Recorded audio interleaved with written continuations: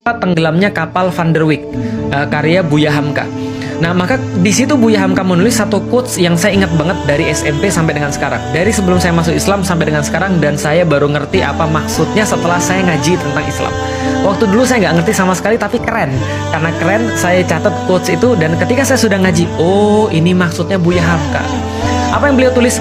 Beliau tulis bahwa suatu waktu Zainuddin itu nulis surat, lalu kemudian menjelaskan bahwa kalau saya nggak salah Zainuddin yang nulis ya. Pokoknya ada di dalam novel Tenggelamnya Kapal Van der Wijk. Dia menulis gini. Cinta itu punya banyak pintu. Ada banyak pintu, ada pintu sayang, ada pintu cinta dan segala macamnya. Tapi beliau katakan, cinta itu punya banyak pintu dan pintu yang terbaik adalah lewat rasa kasihan. Saya lalu mikir, maksudnya apa itu rasa kasihan? Masa kita mencintai karena masa kita dicintai karena dikasihani? Dan terus terang ada beberapa orang yang pernah mengalami itu yang ngasih tahu saya, nggak enak cinta dikasihani. Kenapa? Saya mencintai kau karena saya kasihan sama engkau. Kayaknya nggak enak banget kita dikasih karena kita dikasihani. Tapi ternyata dikasihani itu adalah pintu cinta yang paling luar biasa. Kenapa? Karena dia nggak berkaitan dengan fisik sama sekali. Dicintai karena kasihan. Kasihan itu sendiri adalah perwujudan cinta Allah kepada manusia.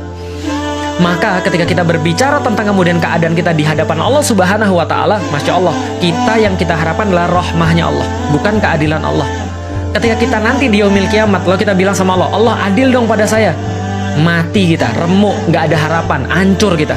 Lah kenapa? Allah bilang, kamu mau adil nih, serius nih. Wah, mati kita. Lah kenapa mati? Karena kalau Allah adil pada kita, habis kita. Setiap perbuatan kita, amal-amal kita, Allah adil. Setiap kebaikan satu dibalas 10 taruhlah. Atau setiap kebaikan dihitung. Tapi kan belum tentu hidup kita tuh kemudian semua perbuatan-perbuatan kita perbuatan-perbuatan kita tuh sempurna. Sholat subuh tadi aja, wudhu kita emang kita jamin bahwa wudhu kita benar? Apakah kita jamin ketika sholat kita khusyuk?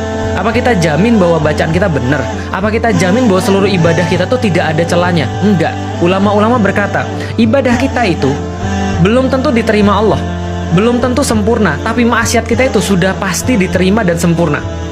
Artinya kalau kebaikan belum tentu sempurna, tapi maksiat sudah pasti sempurna. Mau mengharap Allah adil sama kita, matilah kita, rusaklah, remuklah kita. Lah makanya kita nggak mengharapkan Allah adil ketika di yaumil kiamat. Ketika yaumil hisab nanti yang kita minta sama Allah, Allah jangan adil sama saya ya Allah. Jangan pakai sifatmu yang maha adil. Pakai sifatmu yang rahmah ya Allah. Pakai sifatnya yang Bismillahirrahmanirrahim. Maka Allah mensifati dirinya dengan dua kalimat yang sangat keren. Ar-Rahman, Ar-Rahim. Yang pengasih sebesar-besarnya dan pengasih yang sepanjang-panjangnya. Masya Allah. Maka itu adalah rahmah. Maka rahmah adalah kesian. Kesian sebagaimana Allah pada hamba-hambanya, sebagaimana ibu pada anak-anaknya, itu rahmah.